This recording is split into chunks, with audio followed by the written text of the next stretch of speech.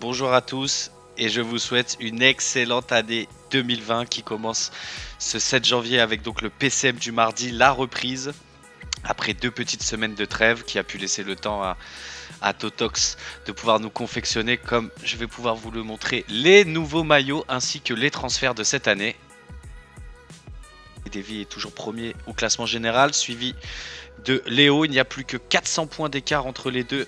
Nobidius est troisième avec 5166 points et n'est donc qu'à 600 points du premier, car aujourd'hui sur Liège-Bastogne-Liège c'est une catégorie 3 et nous aurons donc 600 points à prendre pour le premier, celui qui remportera l'étape.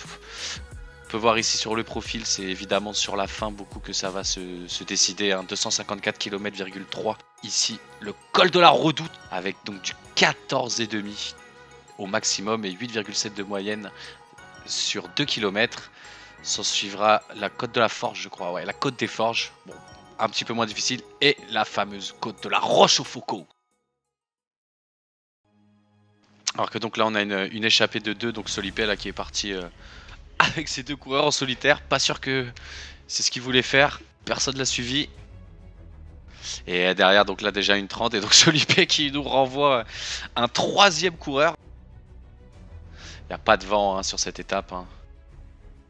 Donc on va revenir là sur l'échappée. Donc là on a toujours Solipé avec ces 3 coureurs qui a 2 minutes d'avance sur Davy qui est parti littéralement en chasse-patate avec Roberto Heras et Mario Cipollini.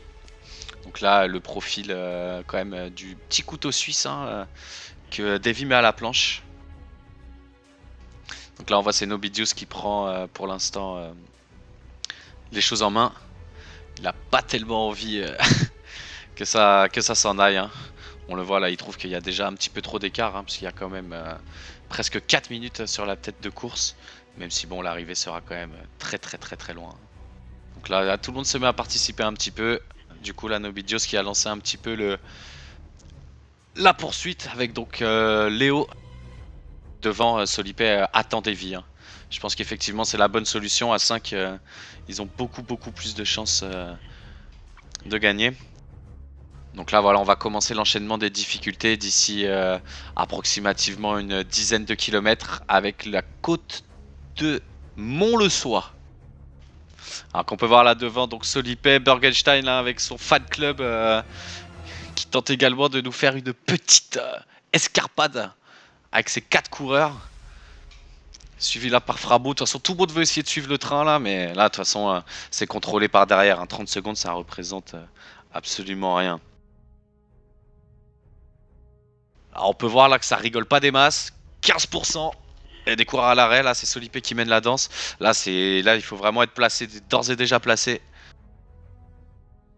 On a donc 3 hommes en tête, donc menés par Solipé avec sa triptyque belge. Derrière Bergenstein et ses 3 coureurs, ainsi que la NTT avec donc Joey. Et juste derrière le peloton à 30 secondes, il y a 1 minute d'écart avec les premiers échappés. Là on va attaquer d'ailleurs le col du Rosier. 9 coureurs de tête, suivi donc Nobidios qui met le rythme derrière avec Léo. Et là chacun a son train. Là maintenant c'est une guerre de train qui est en place. Avec là donc on voit donc Joey là qui imprime un rythme d'enfer. Là on va attaquer une descente, 57 secondes. Il reste 60 km de l'arrivée, c'est encore assez loin. Pas de quoi encore vraiment s'exciter là, mais normalement ça devrait pas trop tarder. Plus que 30 secondes, ça représente vraiment à l'échelle PCM, ça représente absolument rien. Et là c'est Davy qui mène le rythme derrière, 36 km de l'arrivée. On attaque donc la côte de la Redoute qui est la plus célèbre, je pense, avec ses 2 km et 8% de moyenne. Et là on voit que Totox et Davy se détachent légèrement. Nobidius derrière suit tant bien que mal le rythme. Léo qui préfère faire à sa main derrière, peut-être n'a-t-il pas des bonnes formes du jour. Clairement lui Frabo, comme j'ai dit, malheureusement il a déjà collaboré, ça va être très difficile. Devant ne se relève pas du tout. Et là c'est Totox, Davy et Nobidios qui sont en train de faire le taf. Et derrière Léo là qui a pris un petit peu de retard. Je le rappelle, qui est 2e du classement général et qui n'a que 200 points d'avance sur le 3e et sur le 4e et que 300 points sur Totox. Donc attention à pas faire la mauvaise opération du jour. On peut voir là, ça s'est clairement séparé en deux. Là on a voilà les 3, Davy, Totox et Nobidios qui sont pour moi mes favoris du jour.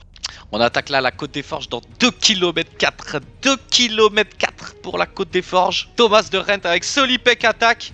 Ah, jamais, j'adore ça. Il n'abdique jamais Solipe, c'est bien.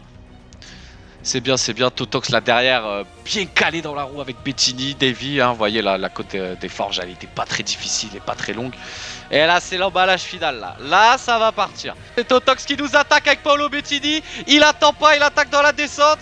Ah là, la Vislard, c'est ça qu'on aime. Avec Thomas de Rent. Ah, s'ils pouvaient collaborer là, les deux. Ah, derrière, ça a un petit peu secoué le cocotier. Paolo Bettini et Totox qui nous attaquent la descente tambour battant. Hein, la route de la Coche au Faucon, elle est 1 km 4 seulement. Elle est pas très longue. Là, ils sont très bien placés. Ils ont 30 secondes d'avance. Derrière, ça se regarde un peu. Allez, c'est maintenant, c'est parti. Avec Thomas de Red qui en remet une couche. Et Totox juste derrière. Alors, on peut voir que, attention, là derrière, là, ça rigole plus non plus. Tout le monde est à balle. Donc, Thomas de Red qui a beaucoup taffé, hein, encore à l'avant. Totox derrière, et là c'est Joey avec Kreuziger qui fait le taf. Mais ce Kreuziger, il est infatigable, le mec. Il est toujours là. Derrière, on peut voir Nobidios et Davy et Léo qui contrôlent le train. Là, pour Burger, ça va quand même être compliqué, les gars, avec Zachary. Ça va être quand même très très compliqué. Plus que 13 km. Et là, c'est Thomas de Rent, le célèbre baroudeur du peloton, qui va tenter l'exploit de gagner tout seul. Ça risque quand même d'être compliqué. Mais bon, 20 secondes, si ça se regarde. Alors que donc là, Thomas de Rent, il reste, les gars, 12 km. 11 km 8. Thomas de Rent. Là, c'est Burgenstein qui attaque avec Ilnur Zakarin. Il tente de rattraper de Rent pour collaborer. Derrière, on peut voir donc c'est Davy, hein, forcément Davy et Nobidios qui ont deux coureurs. Hein, c'est à eux de faire le travail. Pour Joey, ça semble très compromis. Mais au moment où je dis ça, il rattaque le bout. Alors que là, c'est Davy qui attaque avec Bartoli. Un moment très propice. Petit replat, ça se regarde un peu. De Rent, lui, il se pose pas de questions. Il y va alors qu'on peut voir là un brouillard, une pluie battante. Paolo Bettini, c'est fini. Hein. Ah, il nous a déçus. Et donc là, Thomas de Rent, franchement, s'il l'a fait, celle-là, elle est belle. Hein. Franchement, s'il l'a fait, elle est belle. Derrière, on voit donc Davy et Nobidios, hein, qui vont là, les 4 sont ici. Hein. Ils vont clairement prendre de l'avance, je pense, sur Léo et Totox aujourd'hui. Donc là, on va attaquer l'emballage final. Hein. Je pense que de Rent va manquer un petit peu de barre. Hein. Le vainqueur devrait être Nobidios, Davy ou Burgenstein. À lui de me faire mentir. Alors qu'on va attaquer donc le kilomètre avec donc la flamme rouge et la Burgenstein, lui, tambour battant, il a tapé le sprint. De Gent juste derrière, et dans c'est Davy et c'est Nobidios qui va l'emporter. C'est Nobidios avec Valverde, oui, devant Bartoli. Burgenstein 3ème, Solipe, bravo à toi avec Thomas de Rent 5ème. Franchement, bravo. Alors à l'issue de l'étape, Alejandro Valverde de Nobidios termine premier devant Michele Bartoli de Davy. 3ème Burgenstein avec Ilnur Zakarin. 4ème la Lotto Soudal de Solipe avec Thomas de Rent. Nobidios donc qui nous place un 2ème coureur en marque solaire en 5ème. Valgren 6ème. Joey qui nous le place. 7ème Paolo Bettini de Totox qui était mon favori du jour. Je suis un peu déçu. Davy qui place donc son 2ème coureur, Lance Armstrong, 8ème. Léo donc qui termine 9ème avec Alexandre Vinokourov avec 1,45 de retard. Et Roman Kreuziger, hein, donc le 2ème coureur de Joey dans les 10, qui nous fait donc 10ème. Richard Virenque de Léo 11. Totox Di Luca 12. Damiano Caruso de la Bahreïn, donc le premier de Frabo, est 13ème.